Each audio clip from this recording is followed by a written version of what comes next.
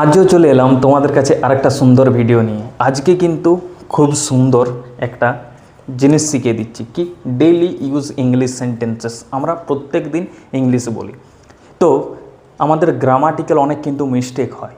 তার জন্যই আমি একদম বাংলা থেকে ইংলিশে ট্রান্সলেশনটা করে দিচ্ছি, যাতে তোমাদের প্রত্যেক দিন ইংলিশ প্র্যাকটিস করতে অসুবিধা না হয়।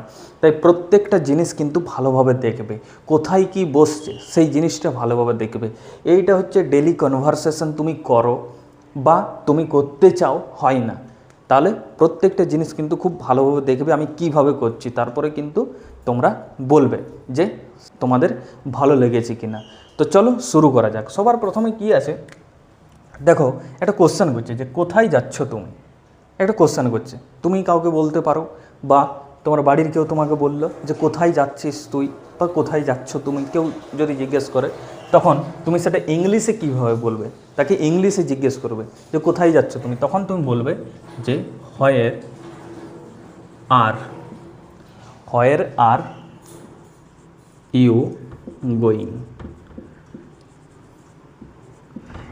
ইংলিশে তুমি জিজ্ঞেস করলে যে হোয়ার আর ইউ গোয়িং, তুমি কোথায় যাচ্ছ। এরপরে হয়তো তুমি রিপ্লাই দেবে যে আমি বাইরে যাচ্ছি, তখন ইংলিশে কি বলবে যে I am going outside. Outside মানে বাইরে, তখন তুমি বলবে যে আই অ্যাম গোয়িং আউটসাইড, আমি বাইরে যাচ্ছি। তারপরে হয়তো কোনো সময় বললো যে আমি তোমাকে পরে ফোন করব, হয়তো তুমি বললে কাউকে যে আমি তোমাকে পরে ফোন করব, তখন তুমি সেটা কীভাবে ইংলিশে বলবে। দেখো, আমি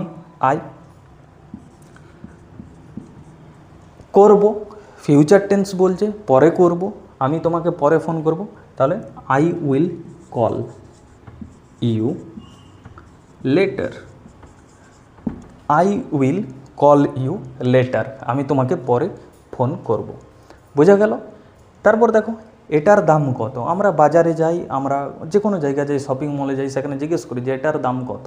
তখন তুমি ইংলিশে যদি জিজ্ঞেস করো যে এটার দাম কত, ওটা ইংলিশে কীভাবে বলবে, তখন বলবে হাউ মাচ ইজ দিস।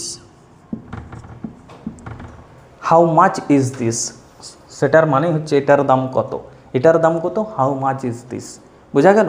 তারপরে তুমি বললে যে একটু কম করুন, একটু কম করুন। তুমি বাজারে গেলে কোনো দোকানে জিজ্ঞেস করলে যে এটার দাম কত, তখন সে একটা দাম বললো, তারপরে তুমি বললে যে একটু কম করুন, তখন তুমি কিভাবে বলবে যে প্লিজ